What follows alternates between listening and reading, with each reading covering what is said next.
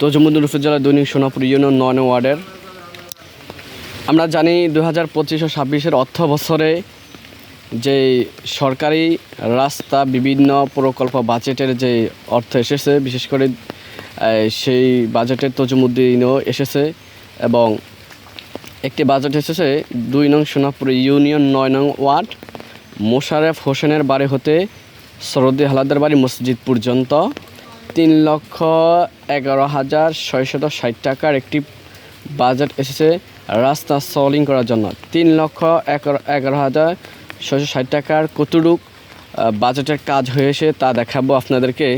এবং এখানের স্থানীয়দের মধ্যে তারা যে অভিযোগ তুলেছেন সেই অভিযোগটি হলো, প্রথমত ২ নাম্বার বাড়ি দিয়েছেন, দ্বিতীয় হলো ২ নাম্বার ইট দিয়েছেন, ৩ নাম্বার হলো যে মসজিদ থেকে মোশাররফের বাড়ির হওয়ার কথা ছিল সেই পর্যন্ত রাস্তার সলিং কাজ হয়নি এবং রাস্তার করার পর পাশে যেই মাটি দেওয়ার কথা ছিল সেই মাটিও ঠিকাদার দেয়নি এবং কিছুদিন পরেই নাকি রাস্তাগুলো বিভিন্ন জায়গায় বিভিন্ন মোড়ে ভেঙে গিয়েছে। আমরা আপনাদেরকে দেখাবো কতটুক পর্যন্ত এই রাস্তাটি হয়েছে নতুন ইট দিয়ে।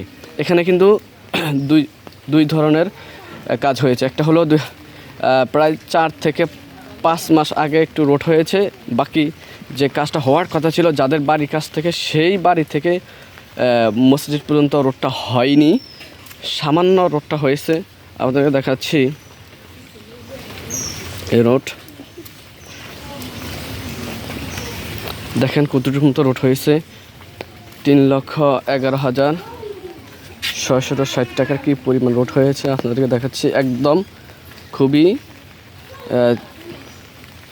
চিকন করে রোডটা করেছেন, ৫০০ কম দিয়েছেন। দেখতে পাচ্ছেন ২ নাম্বার ইট দিয়ে রাস্তাটি করা হয়েছে।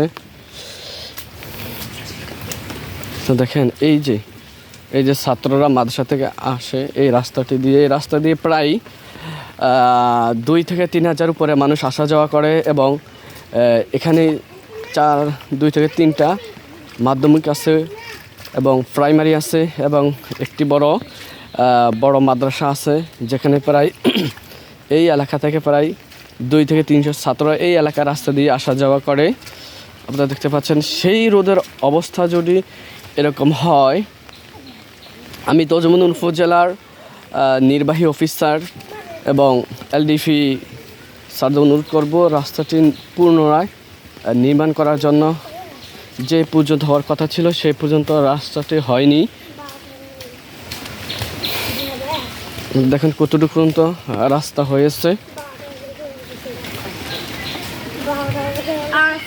এই দেখেন রাস্তা না করতে রাস্তা ভেঙে গেছে। দেখেন পাশে কোনো মাটি না থাকার কারণে রাস্তা ভেঙে গেছে। মানুষে বলতেছে নাকি সর্বোচ্চ ১ থেকে ১.৫ মাসে রোডটি টিকবে, বাকি রোডটি টিকবে না, এটাই মানুষের অভিযোগ। এই হলো রাস্তার শেষ পর্যন্ত কাজ, বাকিটা একটু দেখাচ্ছি। এই হলো ৩ লক্ষ টাকা কাজ, মাত্র সামান্য কতটুকু করে শেষ করে ফেলেছে।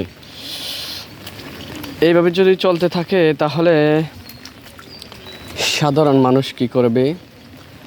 এখনও ইউনিয়ন চেয়ারম্যান মেম্বার না হতেই যদি এই অবস্থা হয় তাহলে ইউনিয়ন মেম্বার চেয়ারম্যান হলে কত দুর্নীতি হতে পারে এটা আমাদের আর বোঝার বাকি নয়।